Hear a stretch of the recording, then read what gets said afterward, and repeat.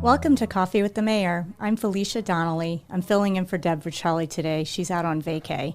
We're broadcasting live from the top of Tampa Bay in beautiful downtown Oldsmar. I'm here with our host today, Oldsmar Mayor Eric Seidel.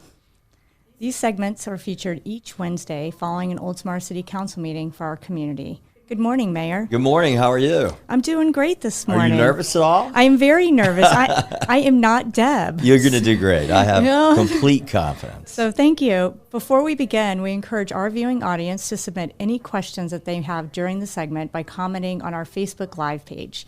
We will do our best to try to answer all of your questions. But just in case we don't, you can always email the Mayor, Eric Seidel, directly at eseidel@myoldsmar.com regarding anything that we discussed today.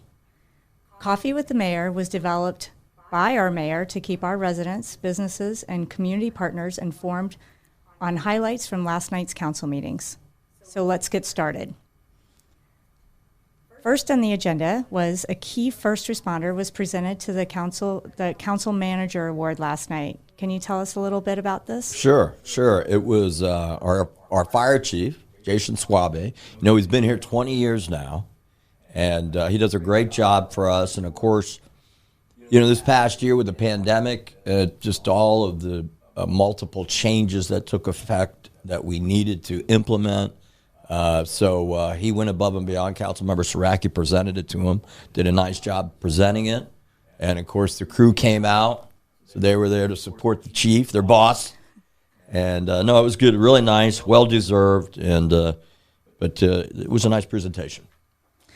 So nice and so well-deserved. They do such a good job.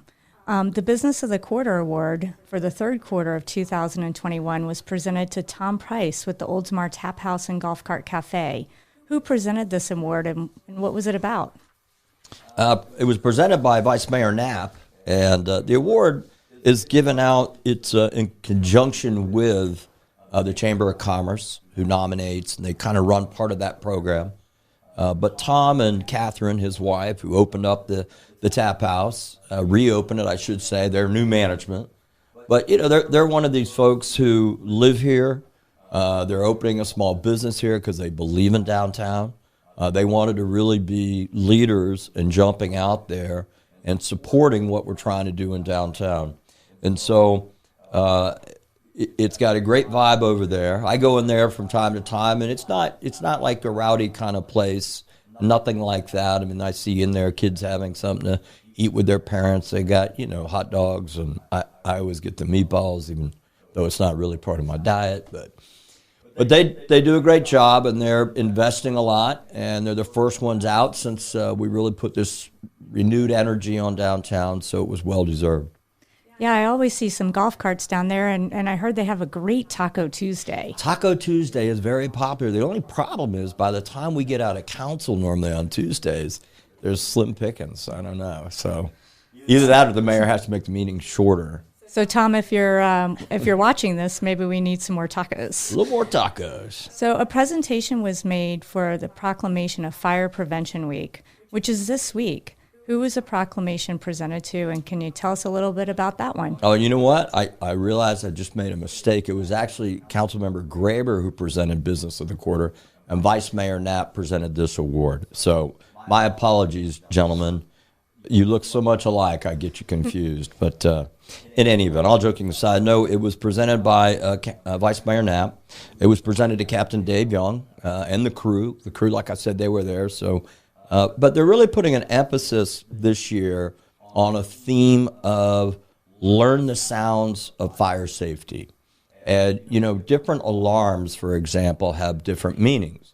And so there might be a gas that goes undetected that a certain alarm will pick up on, which are common in people's homes, or smoke, and what to do. So when you hear the alarm, it's not you have to stop and think about it. It's that you know what to do. You've practiced it with your family. And so they're really putting a major emphasis on it. You can learn more about that at myoldsmar.com and come and see what they're doing. But that's really the driver this year. It's a good practical approach. It sure is. It was something that I don't think I've ever even thought about myself. So I think that's really important. I haven't. I think I'm going to make sure we listen to the alarms at our house just to play it safe. So this is the beginning of the start of the fiscal year for 21-22. Some unique items were submitted for purchasing and contract approvals for this next year. Were the items approved, and maybe you can share a little bit about them? Sure. A lot of people, if you watch last night's meeting, and I encourage anybody who wants to get more into the detail, we hit the high levels here, so try to keep it around 20, 22 minutes. But October 1st starts the new fiscal year, and so this is kind of a reoccurring, we were joking a little bit last night about it's the parade of purchasing that takes place in October, because the new budget comes in. And so you'll see that our departments, they're planning for their year. They don't necessarily go purchase this stuff all at once, but they get it approved by council so they can make their plans. And a lot of it, for example, last night had to do with the reverse osmosis plant, where we had sodium hydroxide, sodium hypochlorite, carbon dioxide. So those were some of the materials that go into making our water potable, drinkable. And so then there's also the vehicles. We put in our capital improvement budget. We replace vehicles on a regular basis. And we've had some issues in terms of the supply chain, not being able to get the vehicles when we need them, when we want them.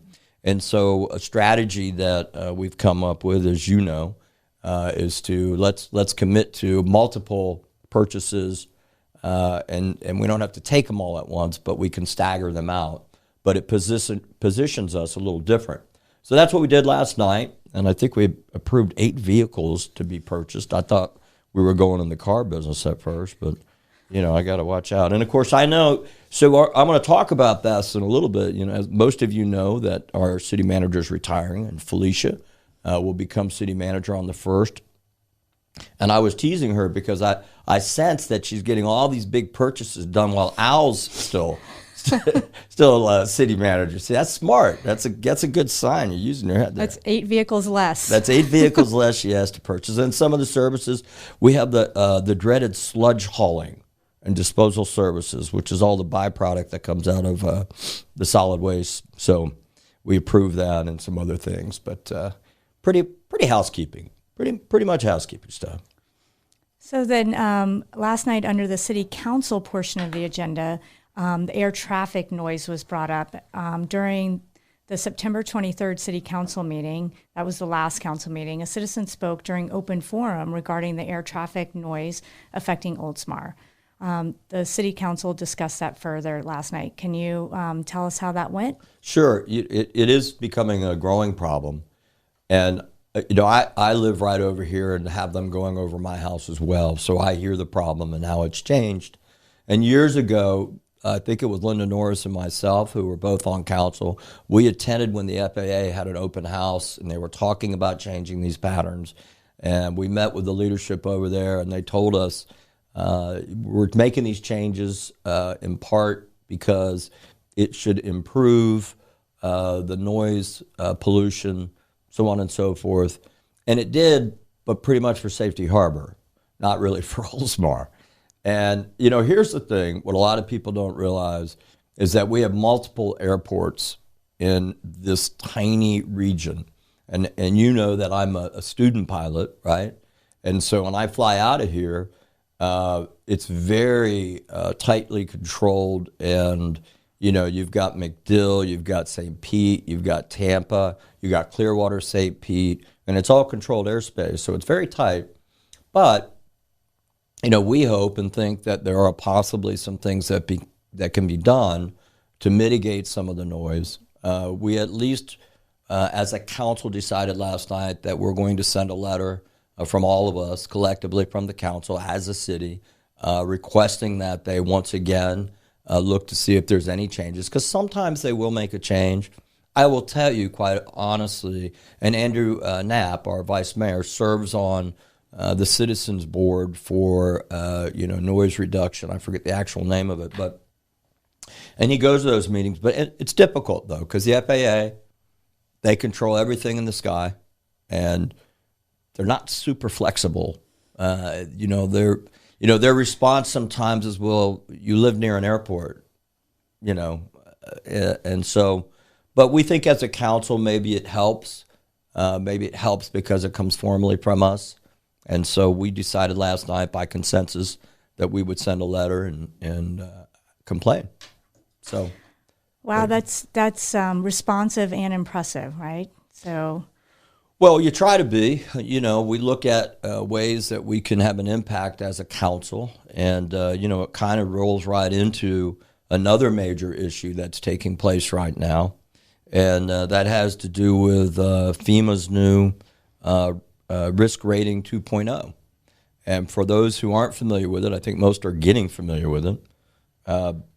It's a combination of the new flood maps taking effect, which is having a major impact on Oldsmar. We have communities where they didn't need flood insurance before.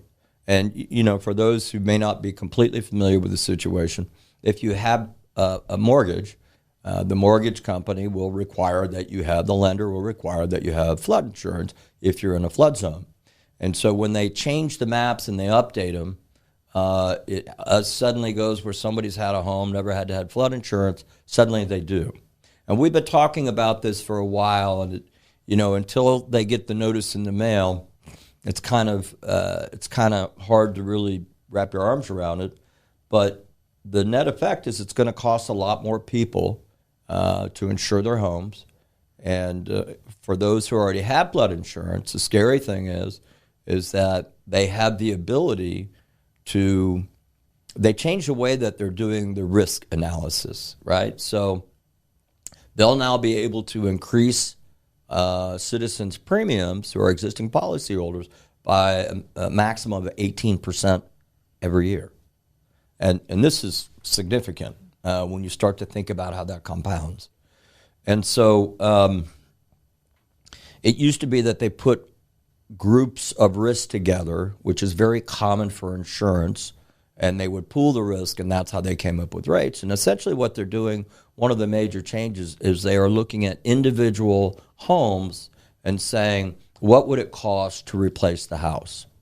And what's significant about that is if you take a homeowner who has spent the money to build up and to go by what's the best practices that FEMA have been telling us for years to go do, in essence, what's going to happen is that when they look at your home versus someone who is much more directly in the path of a flood, your premium's going to be higher because they know it's going to cost more to replace it.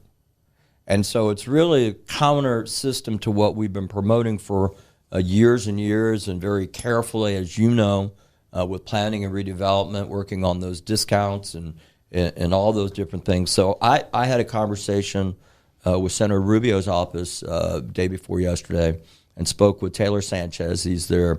And I've spoken with Taylor before and other things with the senator's office. And he's the Gulf Coast Regional Director. And Senator Rubio's filed a bill. It's been referred to committee. He's filed a bill to postpone the rollout for a year of these new rates while it gives Congress a chance to look at alternatives. And so we decided last night as a council, and by the way, there's bipartisan support. So it's not just, Republican or Democrat. Charlie Crist, who lives, of course, in Tampa Bay, he's supporting the delay of it as well.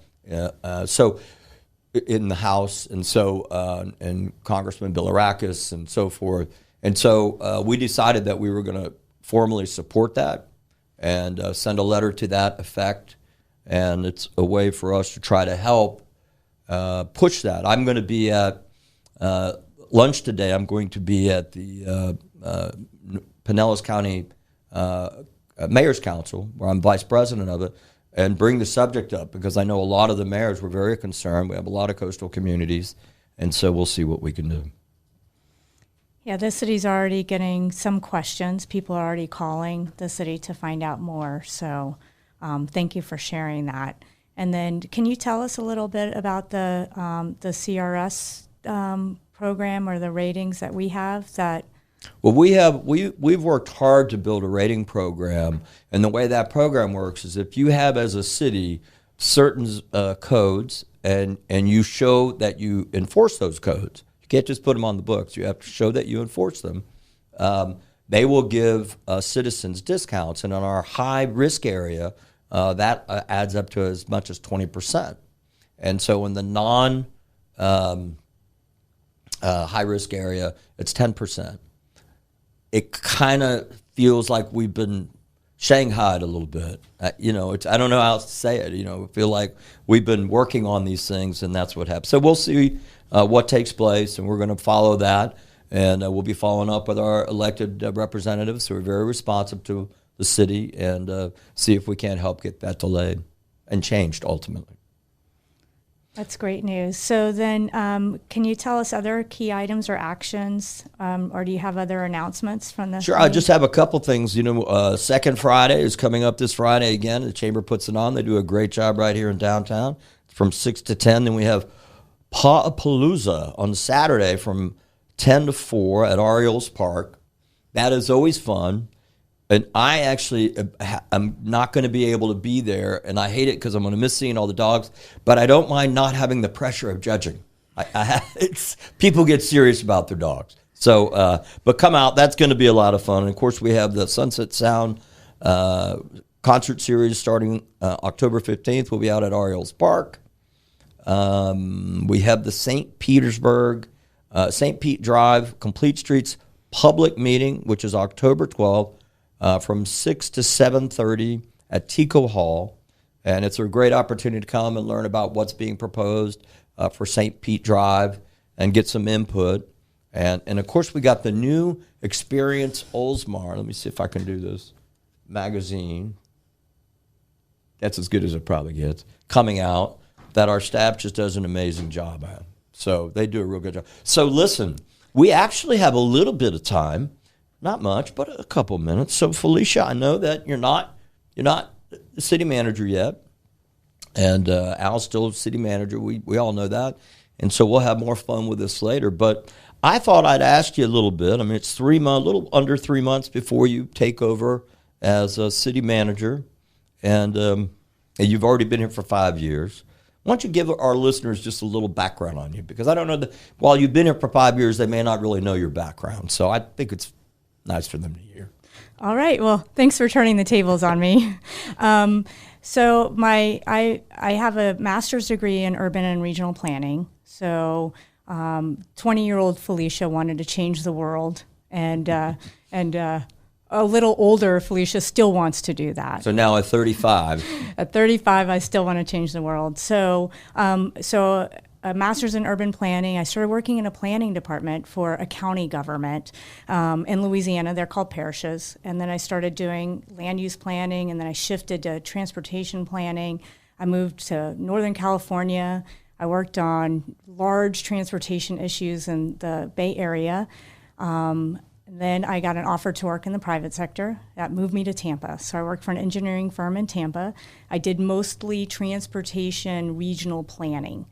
I decided working for an engineer didn't give me the opportunity to give back to my community. So I wanted to be back in the public sector. I worked in Parks and Recreation for about 14 years in Clearwater, and then I came here to Oldsmar 5 years ago.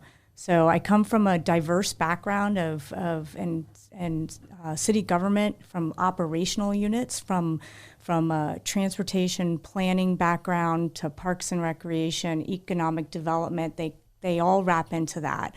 So that's my technical background. Well, I'll tell you what, it's been a big help in the work that we're doing on the downtown redevelopment. It's nice to have another professional involved in it. So I got time for one more question. So it's January 1. You take over, I know Al's still going to be working on special projects for us, but, he'll probably be at the golf course that day. I'm just guessing, knowing Al. So what are you going to be most excited about come January 1st? Oldsmar has a bright and promising future, and I'm excited to be able to lead that. I'm excited to listen to our community needs and and help the council match their vision to the community needs and to really move us forward in a progressive direction. I think we're there. Oldsmar has grown a lot in the past 5 years that I've been here, and certainly before that. Well, there you go.